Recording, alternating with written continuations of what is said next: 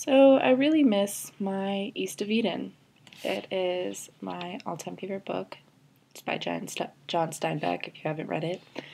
It's like my favorite possession ever. It's not really my possession anymore. You see, I was trying to think of a gift for someone, and he had never read East of Eden, much to my dismay. And like earlier in the year, I let him borrow it, and then one day I was really mad at him, so I went in his room and took it back. And then I asked him if he like started reading, and he was like, "Yeah, I just saw that you took it back." And I was like, "Oh yeah, about that." And so I like this book I have read over and over and over and over again. It is completely worn and it's like highlighted. Even like the preface is highlighted. Like because there's just so many like things. Like one of the quotes by John Steinbeck is home is people and where you work well. And that's what I live by. It's like it always brought me comfort to read it. And every time I would read it, I would notice something different. And so I wanted to give a gift that showed like how much I cared. So I wrapped up my favorite possession and wrote a little inscription in the thing saying like, "This is my favorite possession, and now it's yours." And now I miss the fuck out of it. Like, and I don't know. I don't know if I'll read it. I highly doubt it. Like, I don't know, but I want it back because I'm selfish. I guess I could get a new one, but it's not the same. But I'll live. It'll be okay. I woke up late this morning.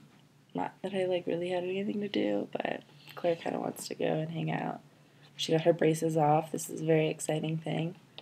And I really just like don't want to go outside. Like I'm not feeling it. It's so dreary outside right now. Like winter in Colorado is my least favorite thing because all it does is snow, and then it gets sunny, and then all the snow melts, and so then it's just gross. And then there's days like this where it's just like really overcast and it's cold, but there's no snow. So it's like, what the point is?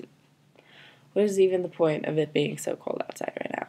And it just makes me want to stay in, curl up on the couch or my bed and read. When I was when we just moved here to Colorado, we moved into these apartments. It was like right across the street from my high school. The high school that I would have gone to. I was in elementary school at the time, and we had this fireplace, and it was like the first fireplace like we had in a long time. And I would just like sit next to it all the time with my dog and just be okay and warm in the winter. Oh, winters are bitches here. Except, like, I guess I grew up in Chicago, and it wasn't nearly as bad as here, but, like, you don't really remember your childhood, and then you always, like, I don't know, I guess my life is constantly, like, the places that I've been always seems better than they were. Like, every time I move, like, it's like I have this disillusioned reality of, oh, like, this was so great, I miss this. But then you get to thinking about it, and it wasn't really all that great, which makes you wonder, like, why your mind tricked you into thinking that it was better than your reality now. And I think about that a lot, because it, like, skews how you look into the past, you know? And so it's interesting to me. I guess, like, despite how much I look into the past, I'm more of a, like, present person. I don't ever think of the future, really. Like, I think if I thought of the future, I would just get scared out of my fucking mind. Like, I don't know what I want to do. I don't know, like, where I want to go. I don't know how I'll go to all the places I want to go to. And so I don't like to think about it. And I mean, like, my condition has always prevented me from thinking in long terms. And so it's never been how I think. So I'll think in terms of today. Sometimes that gets me in trouble. Like, everything will seem like a good idea, and everything will be in the moment. And in some ways, that's good. But if you are with a person that doesn't think in those terms, then it gets complicated. Which, I mean, I've had to deal with that time and time and time again. Because they suddenly place all of this meaning, and I was just enjoying the moment. So it gets me in so much trouble because I just go with whatever I feel right then and right there. Whereas they are constantly thinking, like, oh my God, like, all of this stuff, like, what if we break up? And all I'm thinking about is how good it feels to be right there. When I try to translate that to them, they just don't understand, which makes sense. Like, I understand why they don't understand. It's a kind of different way for someone to think, but it can get complicated.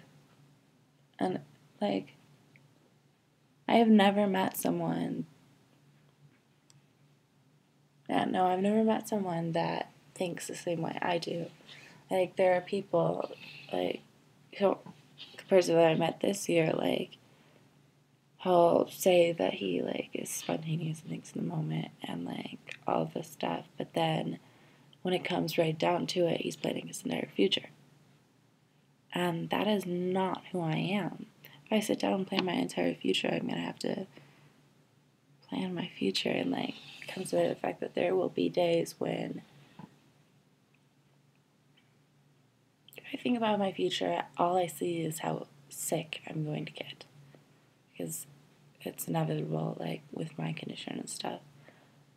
My health will decline so rapidly in the next few years, even. And so I don't like to think about the future whatsoever. So I'm constantly searching for a person that doesn't think like that. Just thinks the positivity of today. That's how I live my life. And I think I'm gonna have to go upstairs. Maybe I'm like gonna play the mix CD that my best friend made me last year and clean the kitchen, and then I'm gonna find a book in this house that I haven't read, and then I'm gonna sit down and I'm gonna read it next to a window so I can look outside at the dreary day. So, until next time.